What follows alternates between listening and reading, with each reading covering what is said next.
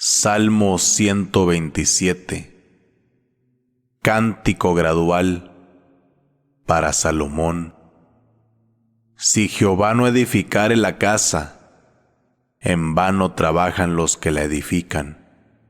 Si Jehová no guardare la ciudad, en vano vela la guarda. Por demás os es el madrugar a levantaros, el veniros tarde a reposar, el comer pan de dolores, pues que a su amado dará Dios el sueño.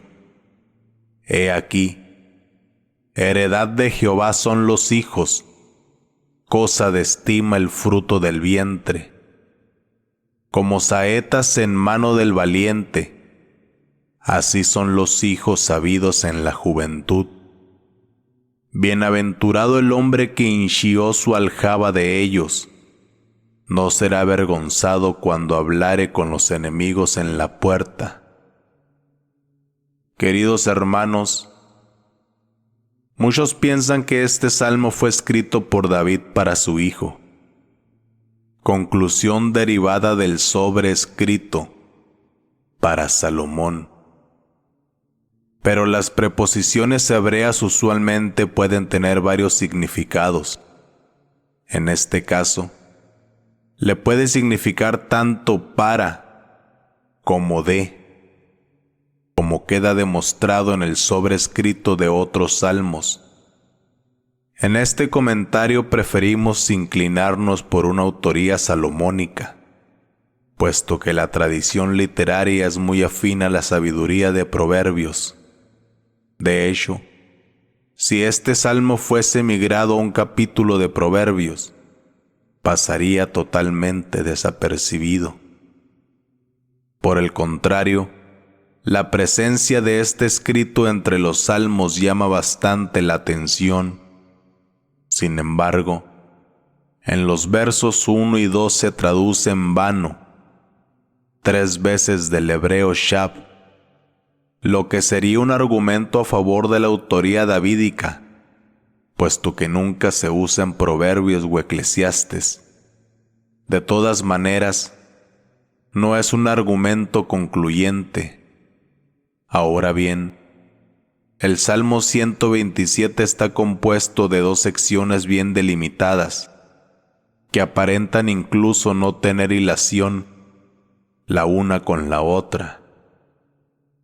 En los primeros 2 versículos el salmista discute la eficacia del esfuerzo, el empeño y el afán humano, mientras que en los versos 3 al 5 pasa a concentrarse en la bendición de parte de Dios que los hijos representan para su padre.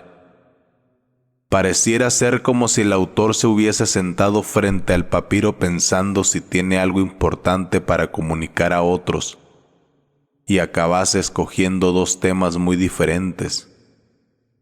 Así que escribe una estrofa para el primero y otra parte para el segundo. Pero vamos a aproximarnos al texto para examinar su significado y así saber si existe o no correlación alguna.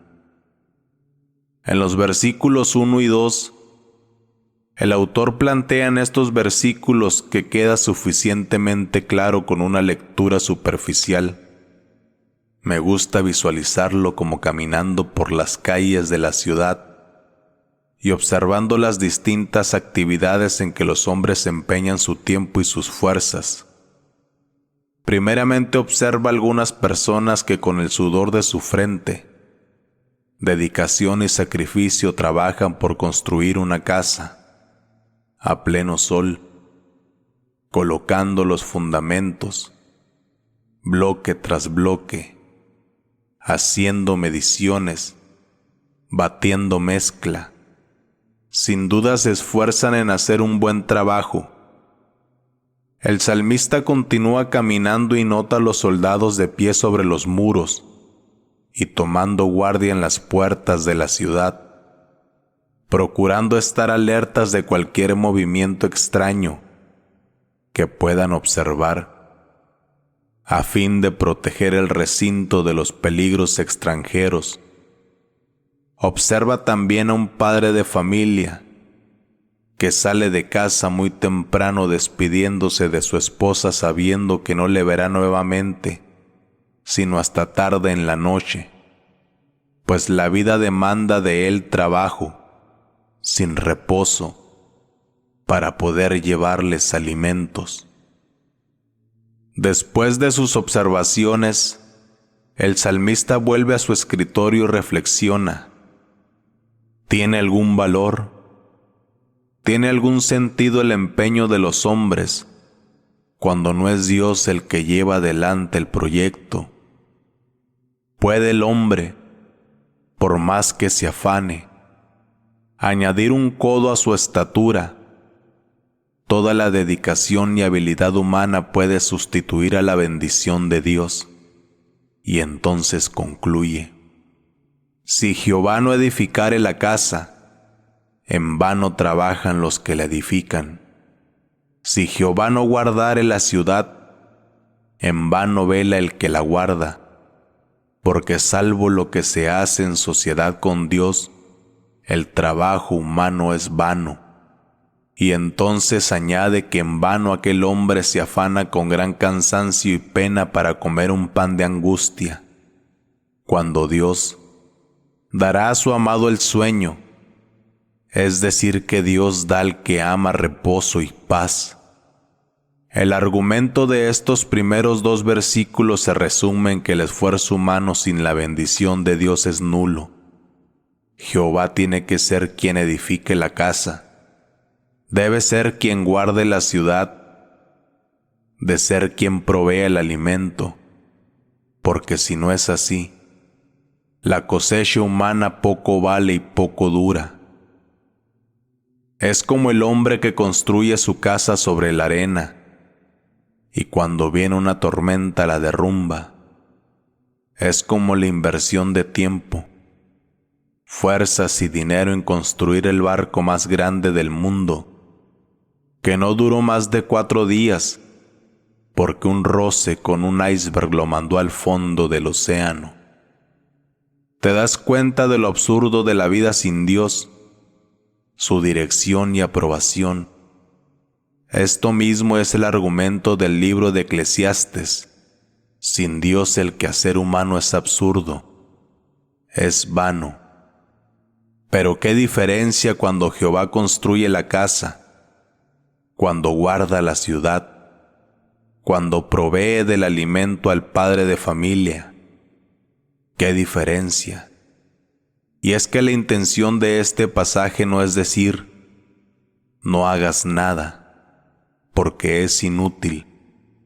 En su lugar, el consejo del sabio es, empéñate en la voluntad de Dios, procura su guía y bendición, y los resultados vendrán. La prosperidad es un don del cielo. El ser humano puede decir misa. Dios no le obedecerá por ello. Pero si Dios ha dicho misa, y el hombre obedece, y dice misa con él, entonces todo lo que hace prosperará. No podemos obligar a Dios a construir la casa o guardar la ciudad.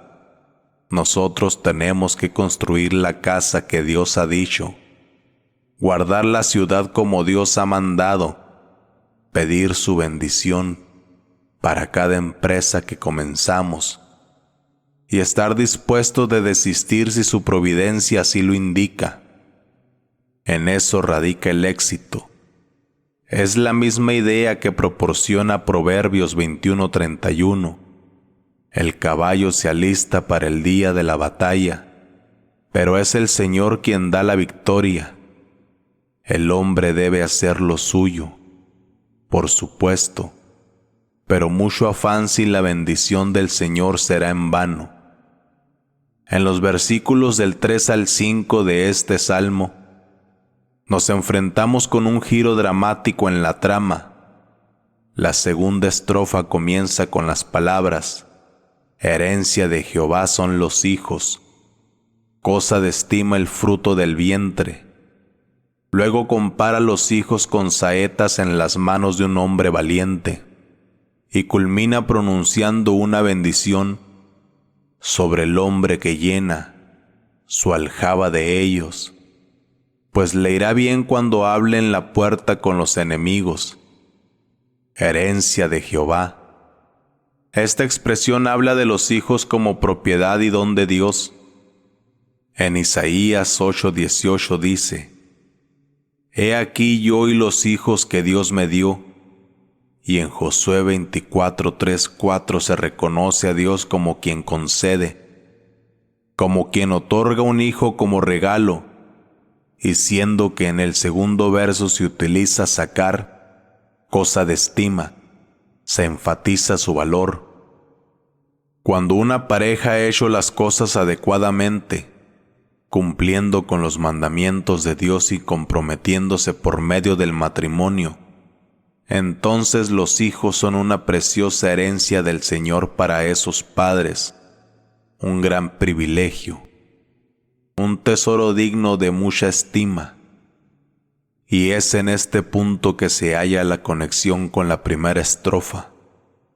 Así como la prosperidad de todo proyecto, la provisión del alimento, el reposo y la paz son un don de Dios, los hijos son igualmente una dádiva suya. Es útil recordar también que en el mundo antiguo los hijos eran considerados sinónimos de benevolencia y bendición de Dios. Este pasaje es perfectamente entendido en el marco de la prosperidad, teniendo esa noción como referencia. La prosperidad, las cosas valiosas de la vida, el éxito, la familia, los hijos y el bienestar vienen del Señor. A su lado hay reposo y paz. Ese es el mensaje del Salmo 127. A primera vista, este salmo pareciera estar formado de dos composiciones distintas, pero está lejos de la realidad. El salmista está tratando un solo tema desde al menos dos puntos de vista, y ese tema es la prosperidad y la protección. En los dos primeros versos dejan claro que la prosperidad es imposible lejos de Dios, mientras que junto a Él se trata de una dádiva de amor. Los planes con Él serán exitosos, y su paz y reposo no se apartará de nosotros. En la segunda estrofa la atención pasa a un nuevo aspecto de la prosperidad, que son nada menos que los hijos como herencia de Dios. Dios los pone en nuestras manos, y por ello somos bienaventurados. Son como saetas en manos de soldados y garantía de seguridad y defensa. Un hombre que ha formado buenos hijos podrá vivir tranquilo en el futuro.